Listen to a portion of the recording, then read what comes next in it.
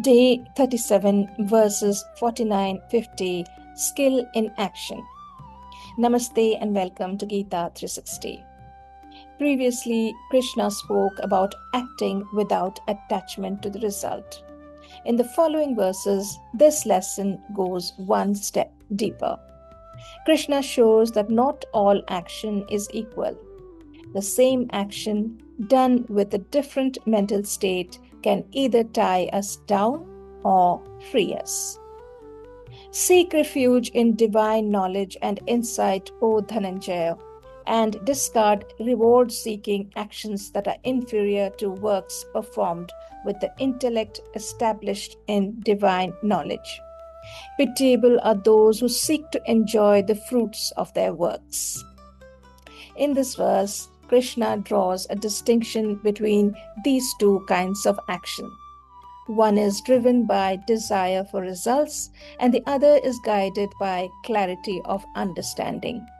On the surface, both may look the same, but internally they are quite different. Action performed with an expectation of results is less impactful than action guided by purpose and intention. Those who act only for the sake of results are limited in their understanding and lack a long-term view of life. When action is driven by results, the mind becomes restless. It keeps calculating, comparing, and anticipating the outcome of their effort. Every step they take is tied to what that step might produce. This makes action heavy and often exhausting. In contrast, when action is guided by a steady mind, there is a sense of direction without constant disturbance. The mind is not pulled by every possible outcome. It is anchored in understanding and becomes more calm. Here, the Gita is not asking us to ignore results. It is pointing out that when results become the sole focus, action loses its depth and becomes limited to immediate gain. One who is endowed with this wisdom gets rid of both good and evil deeds in this life itself. Therefore, strive for yoga. Yoga is skill in action. When action is performed with clarity and balance, it is no longer tied to the usual labels of success and failure, right and wrong, good and bad. These labels still exist at a certain level in the world, but they no longer define the inner state of the person acting, because the person is no longer internally defined by them. This is a crucial transformation. Normally, we carry the weight of our actions long after they are done. We hold on to what went well with pride and what did not with regret. Both begin to shape how we see ourselves. Over time, this creates a constant inner fluctuation, moving between satisfaction and dissatisfaction. When this inner burden begins to dissolve, when action comes from clarity, it is complete in itself.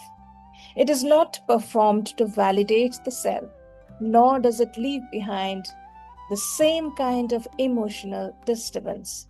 This is what Krishna calls skill in action. Not skill in terms of efficiency or achievement, but skill in maintaining inner balance while acting fully. The ability to remain calm whether the outcome aligns with our expectations or not. In this state, action becomes lighter.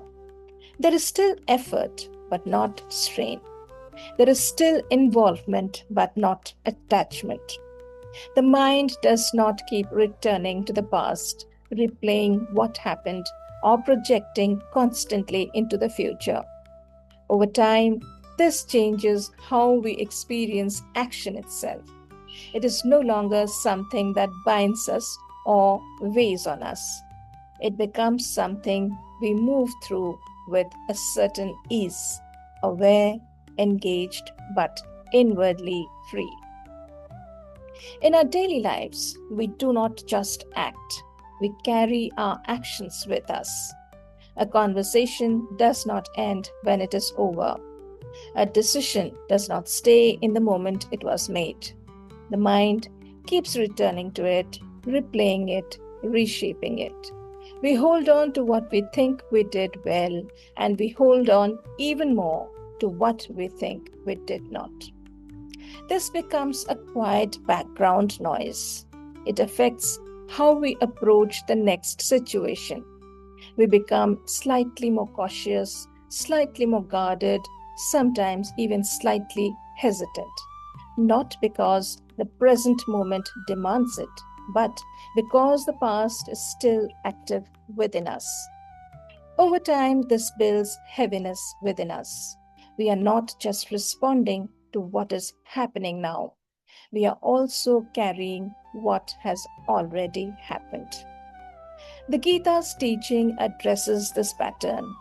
When action is done with clarity, it is allowed to end where it ends. It does not need to be carried forward as a weight or as a measure of self. This creates space within the mind. Each moment begins to feel more independent, less influenced by what came before. There is less accumulation, less internal noise, and action becomes lighter. Not because life has fewer challenges, but because we are no longer carrying each action beyond its place. Thought of the day. Take a moment in your busy day to reflect today. Am I getting perturbed or affected by the result of what I do? Can I try focusing only on the action itself and observe how I feel? Thank you for joining me on Gita 360. May your actions today carry a sense of ease and clarity, allowing you to engage fully without being weighed down by outcomes.